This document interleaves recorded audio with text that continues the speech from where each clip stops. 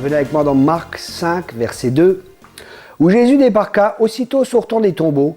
Un homme qui était sous l'emprise d'un esprit mauvais vint à sa rencontre. Il habitait dans les tombeaux et même avec une chaîne, personne ne pouvait plus le tenir attaché. Car on l'avait souvent enchaîné et on lui avait mis des fers aux pieds. Mais il cassait les chaînes et brisait les fers, personne ne pouvait le maîtriser. Sans cesse, nuit et jour, il errait parmi les tombes et sur les montagnes en hurlant, se blessant contre les rochers. Nous allons maintenant étudier dans ce message l'activité des démons. Nous avons vu leurs différentes natures, les différentes choses que les démons font. Maintenant, nous allons voir spécifiquement leur activité. Nous voyons ici que dans ce texte, les démons donnent une force surhumaine à cet homme, à tel point que cet homme n'arrivait plus à le maîtriser. Cette force lui donnait aussi la capacité de briser les chaînes. C'est pour ça que certaines personnes me demandent « Thierry, que penses-tu des sports de combat ?» Et la question qu'on peut se poser, comment vous imaginez un petit Chinois 1m60, 30 kg mouillé, il casse des grosses briques, il casse des grosses pierres comme ça, mais d'où lui vient la force? Nous comprenons que cette force n'est pas naturelle, qu'il y a quelque chose de surnaturel qui entre en jeu, et ce surnaturel, mes amis, ce sont les démons. Pour ça, je vous recommande de ne pas faire de sport de combat. Il médite, il se prosterne devant des maîtres, c'est pas quelque chose de positif. Et nous n'avons pas besoin de ça. Il y a tellement d'autres sports que nous pouvons faire. Et tout ce qui n'est pas fait avec foi est péché, dit la Bible. Cette force lui donnait la capacité de briser les chaînes. Les démons, ils se faisaient aussi errer la personne. Cette dernière vivait sans but. De par leur activité à travers la vie de cet homme, ce dernier aussi était isolé. C'est ce que l'ennemi essaie bien souvent de faire. Nous devons faire attention à ne pas nous laisser isoler de nos frères et de nos sœurs. L'ennemi essaie de nous tenir à l'écart des autres en nous blessant ou au travers de l'orgueil. Si vous pensez que vous n'avez pas besoin des autres, que vous avez reçu la dernière révélation et que personne ne vous comprend dans l'église, vous pouvez être sûr que vous êtes sur un chemin dangereux et que vous êtes déjà égaré. Rejoignez l'assemblée et ne vous isolez pas. Proverbe 18, verset 1 nous dit « Celui qui se tient à l'écart cherche ce qui lui plaît. Il s'irrite contre tout ce qui est sage. » Une autre traduction dit « Celui qui se tient à l'écart des autres cherche seulement son intérêt. Quand on veut l'aider, il se met en colère. »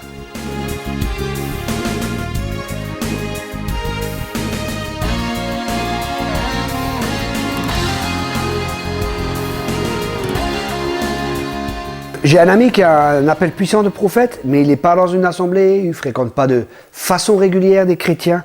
Et quand j'avais prié pour lui, le Seigneur m'a donné ce texte que je viens de citer, Proverbe 18, 1. Celui qui se tient à l'écart des autres cherche seulement son intérêt. Quand on veut l'aider, il se met en colère. Et je pense que si cet homme, il a été rejeté d'une église, c'est vrai, en tant que ministère prophétique, c'est un homme qui est sensible et qui est des fois attaqué parce qu'il dit la vérité. Les gens n'aiment pas toujours la vérité, mais il est important pour nous. Moi, je me rappelle un jour, un prophète est venu sur moi, il m'a dit « Thierry, quand les gens t'attaquent, ce n'est pas toi qu'ils rejettent, c'est le Seigneur qui le rejette. » Et cette parole m'a beaucoup aidé de comprendre que c'est pas moi qui ai rejeté, c'est l'onction que Dieu a placée sur ma vie. Parce que si nous prenons ça personnellement, nous souffrirons de rejet et alors nous ne voudrons plus être rejetés et nous allons nous éloigner et c'est une mauvaise attitude. Nous allons voir aussi que les démons, justement, ils torturent et tourmentent les personnes. Justement, quand on est déjà rejeté, ils vont accentuer le sentiment de rejet, ils vont influencer les pensées négatives, ils vont nous donner ils vont vouloir faire que la blessure que nous avons soit influencée, ils influencent négativement nos émotions pour que nous nous retirions. Marc 5, verset 5 nous dit « Sans cesse, nuit et jour, il errait parmi les tombées sur les montagnes en hurlant, se blessant contre les rochers. » Ici, nous voyons, il hurlait, il se blessait. Il y avait une autodestruction. Il voulait se détruire lui-même. Rappelons-nous que le but des démons, c'est de tuer, de voler, d'égorger, de détruire. Nous voyons ça dans Jean 10, 10, quand Jésus dit « L'ennemi vient pour égorger, pour tuer, pour détruire. Moi, je suis venu afin que vous ayez la vie et que vous ayez la vie en abondance. » Dans Matthieu 15, verset 22, il est dit « Et voilà qu'une femme cananéenne qui habitait là va vers lui et se mit à crier « Seigneur, fils de David, aie pitié de moi. Ma fille est sous l'emprise d'un démon qui la tourmente cruellement. » Donc nous voyons ici qu'ils tourmentent les personnes, ils donnent des forces surhumaines, ils sont violents, ils essaient de voler, de tuer, d'égorger et de détruire. Et je me rappelle un jour, lors d'une évangélisation dans la rue, j'évangélisais dans la rue, d'un coup un homme s'est levé, il avait une bouteille et il voulait me frapper. Et je lui ai dit, assieds-toi au nom de Jésus. Et cet homme, bam, il s'est assis, il dit, mais qu'est-ce qui se passe? Et je pense que c'était que Dieu quand on évangélise ou n'importe comment, la Bible dit qu'il y a des anges qui sont là, qui sont des esprits qui sont là, au service pour ceux qui doivent hériter du salut. Je pense que les anges, ils ont pris le gaillard, qu'ils l'ont assis, et le gars était assis, il n'a rien compris. Si nous n'utilisons pas l'autorité, il ne se passera rien. Il est important d'utiliser l'autorité que nous avons. Les démons tentent aussi les personnes. La tentation a toujours pour but de nous pousser à pécher, de désobéir à Dieu afin que nous soyons séparés, éloignés de Dieu. Et c'est ce que nous allons voir dans Corinthiens 7, verset 5.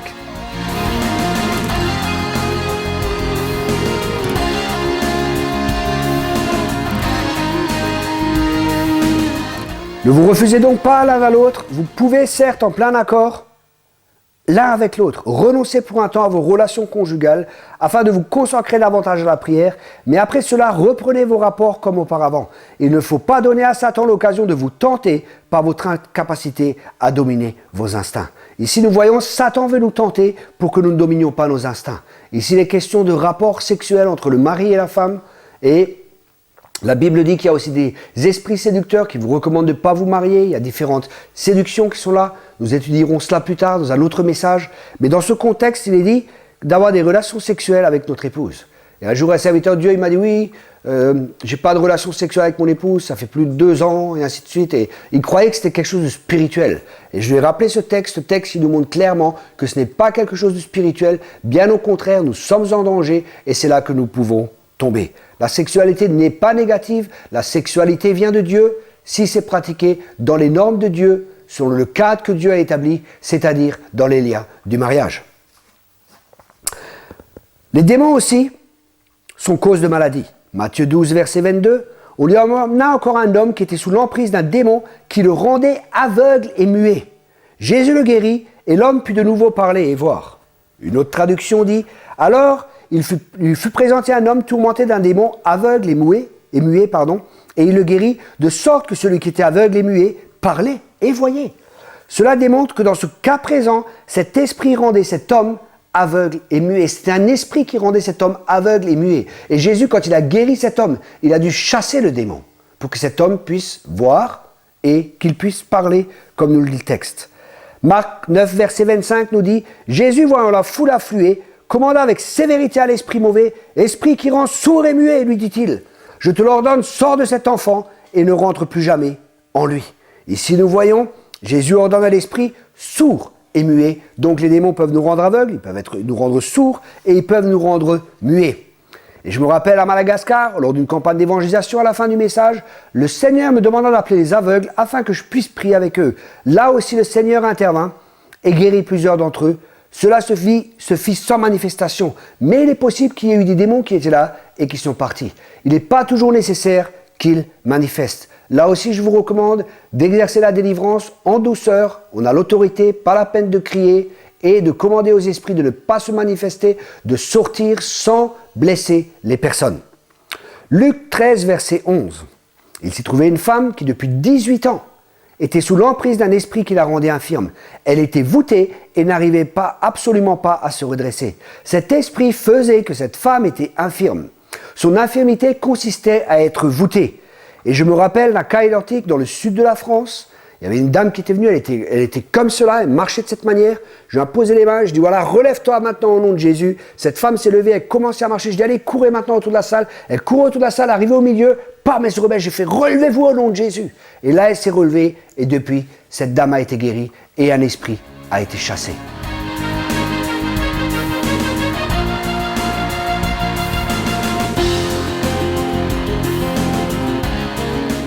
Donc nous voyons que la délivrance est aussi liée à la guérison. Marc 9, verset 22. Souvent même l'esprit mauvais le pousse à se jeter dans le feu ou dans l'eau pour le faire mourir. Si tu peux faire quelque chose, aie pitié de nous et viens à notre aide. Ils essayent de tuer les gens.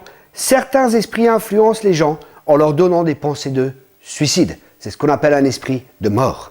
1 Timothée 4, verset 1 nous dit aussi « Cependant l'esprit déclare clairement que dans les derniers temps, Plusieurs se détourneront de la foi parce qu'ils s'attacheront à des esprits trompeurs, à des enseignements inspirés par des démons. Et si nous voyons l'activité démoniaque, nous avons vu l'activité démoniaque à l'intérieur des personnes, et maintenant nous voyons une activité démoniaque à l'intérieur et à l'extérieur des personnes qui influencent les pensées justement au travers de fausses doctrines. C'est pour ça qu'il est important qu'il y ait la saine doctrine qui soit dans les églises, afin que les gens puissent vivre dans la liberté de Jésus-Christ, dans la pleine liberté glorieuse des enfants de Dieu.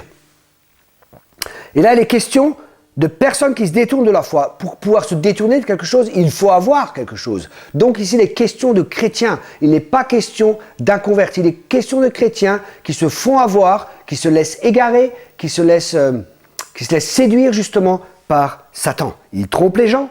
Ils inspirent des personnes à faire que ces dernières donnent des enseignements contraires à la parole de Dieu. Ce sont des activités démoniaques. Là aussi, dans l'Apocalypse, nous voyons aussi que l'apôtre Jean dit « Ce que j'ai contre toi, c'est que tu laisses Jézabel enseigner. Elle amène des fausses doctrines, afin que les serviteurs de Dieu se souillent. Jézabel aussi est un esprit qui va essayer d'influencer pour que les personnes aient des doctrines démoniaques. » Acte 16, verset 16. Un jour que nous nous rendions au lieu de prière, une esclave vint à notre rencontre. Elle avait en elle un esprit de divination, et ses prédictions procuraient de grands revenus à ses maîtres. Un esprit de divination, comme nous le savons, c'est l'ennemi qui singe Dieu dans la parole de Dieu. Nous trouvons différents dons dits de révélation. Il y a la parole de connaissance, il y a la parole prophétique, il y a la parole de sagesse. Le diable est un singe, il essaiera toujours d'imiter ce que Dieu fait. Ce que cette personne, dans ce texte, on voit qu'elle disait juste, mais la source était mauvaise. Pour accéder aux dons spirituels, il est nécessaire d'être né de nouveau et avoir une relation personnelle avec Jésus et le Saint-Esprit qui nous inspire. La divination et d'inspiration démoniaque, c'est le don qui est utilisé par les voyants. 2 Corinthiens 11, verset 3 nous dit « Or, j'ai bien peur que vous laissiez votre esprit se corrompre et se détourner de votre attachement sincère et pur au Christ, comme Ève s'est laissée séduire par le mensonge tortueux du serpent. » Une autre activité des démons, c'est le mensonge, parce que le père du mensonge, c'est Satan. Les démons essaient de séduire de différentes manières.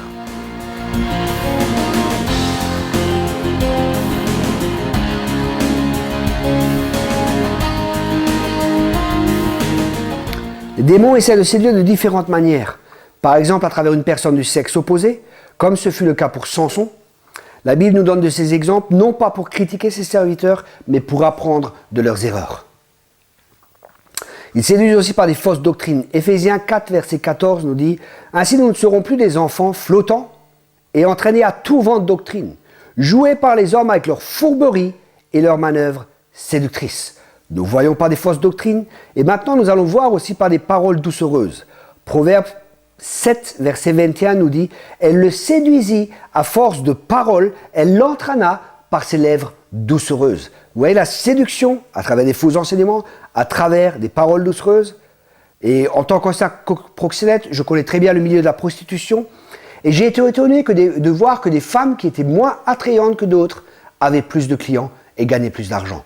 Pourquoi ? Parce qu'elles avaient un esprit de séduction. Elles arrivaient à séduire les hommes avec des paroles, avec des postures, avec des gestes, avec différentes manières. Elles arrivaient à séduire et ça fait qu'elles avaient plus de clients et elles gagnaient plus d'argent que des femmes qui étaient beaucoup plus belles et beaucoup plus attrayantes. Mais l'esprit qu'elles avaient permis de les utiliser ou même qui était en elles, séduisait les hommes et les attirait dans ces pièges. Un autre moyen, c'est par les richesses.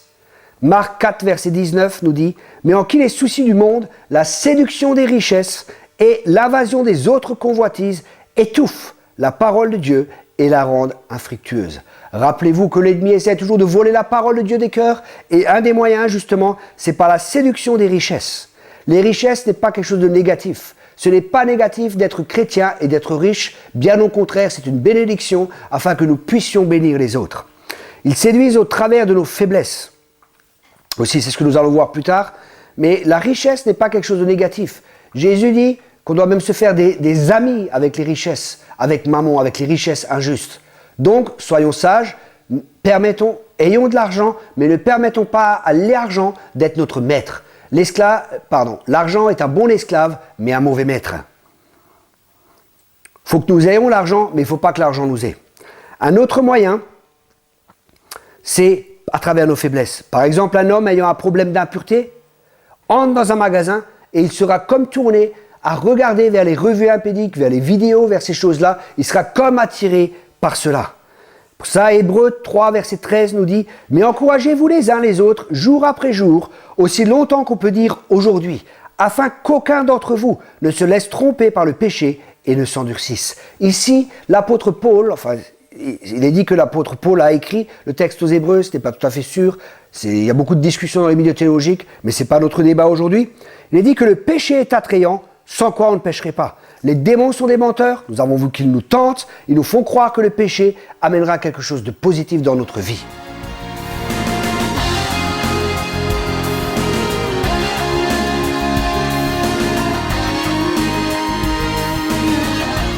Les démons nous font croire que le fait de pécher comblera un vide et nous amènera une satisfaction, ce qui est vrai en partie. Le diable nous montre toujours ce que le péché va nous donner, mais ne nous montre jamais les conséquences du péché. Et là, il est important pour nous de faire attention à cela. Le vrai problème est que le diable nous montre l'avantage que nous pouvons avoir pour un court instant, mais il ne nous montre jamais les conséquences de nos actes. Alors réfléchissons avant de passer à l'acte. Réfléchissons toujours aux conséquences avant de passer à l'acte. Ils essaient d'asservir aussi, de nous rendre esclaves de différentes passions, drogue, alcool, sexe, pornographie, cigarettes et tout ce qui existe. Ils font cela pour que nous leur soyons asservis et que leur volonté puisse s'accomplir dans nos vies, et nous connaissons que cette dernière, elle est toujours néfaste à notre égard. C'est ce que nous dit Romains 8, verset 15. En effet, vous n'avez pas reçu un esprit qui fait de vous des esclaves et vous ramène à la crainte. Non, vous avez reçu l'esprit qui a fait de vous des fils adoptifs de Dieu, car c'est par cet esprit que nous crions Abba, c'est-à-dire Père.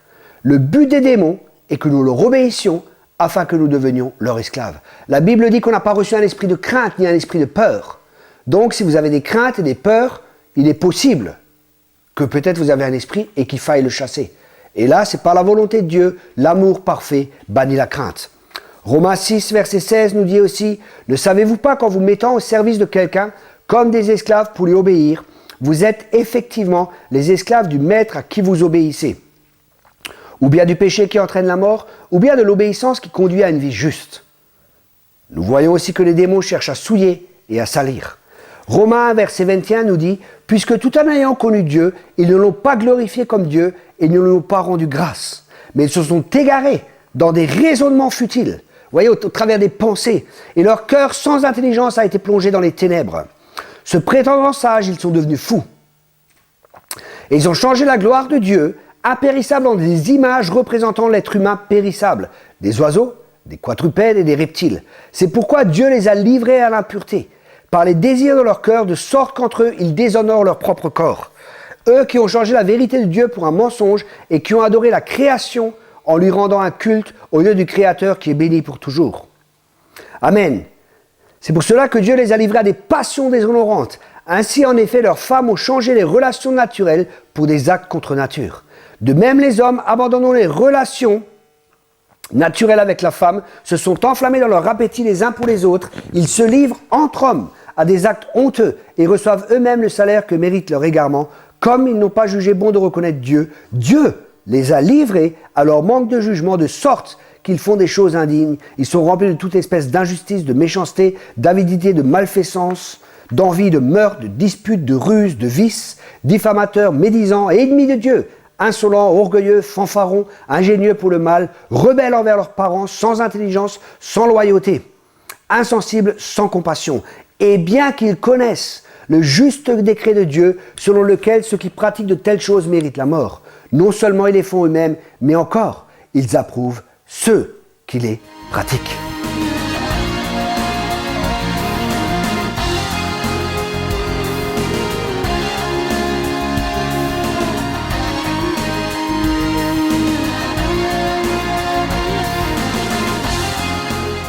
Nous voyons, les démons sont les sources de perversion. Le diable veut détruire l'homme, car ce dernier a été créé à l'image de Dieu.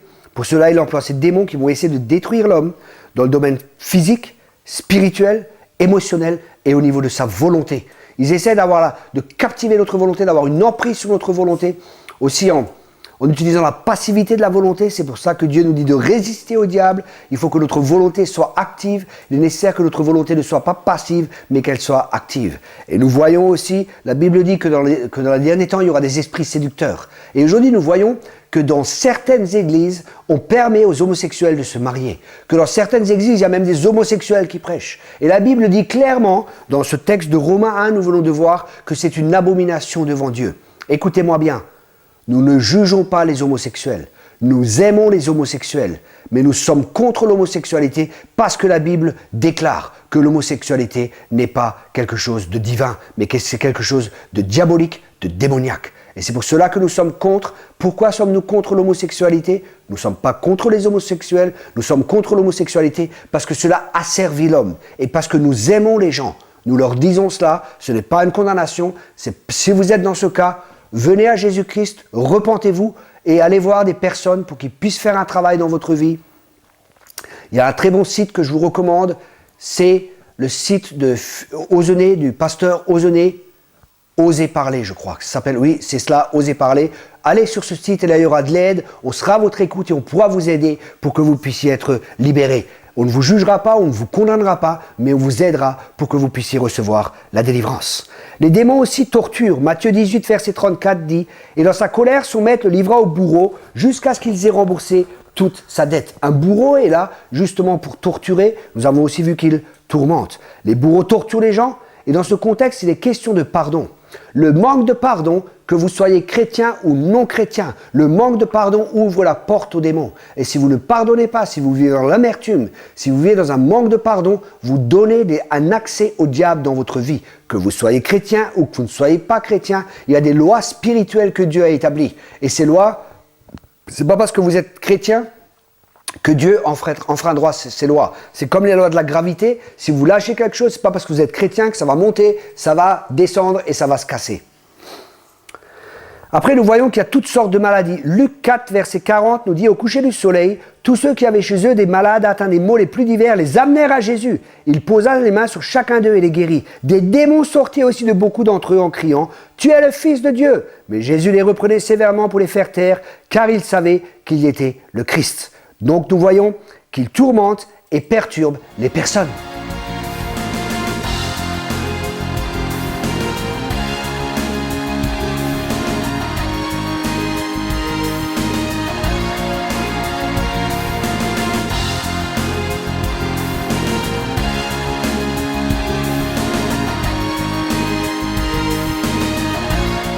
Acte 5, verset 16 nous dit « La multitude accourait aussi des villes voisines de Jérusalem, portant des malades et des gens perturbés par des esprits impurs, et tous étaient guéris. » Je crois que certaines personnes à l'hôpital psychiatrique ont simplement besoin de délivrance. Ce sont des personnes qui sont tourmentées et la médecine ne peut rien faire puisque c'est un problème spirituel. Je ne dis pas que c'est le cas pour tout le monde, je dis qu'il peut y avoir certaines personnes.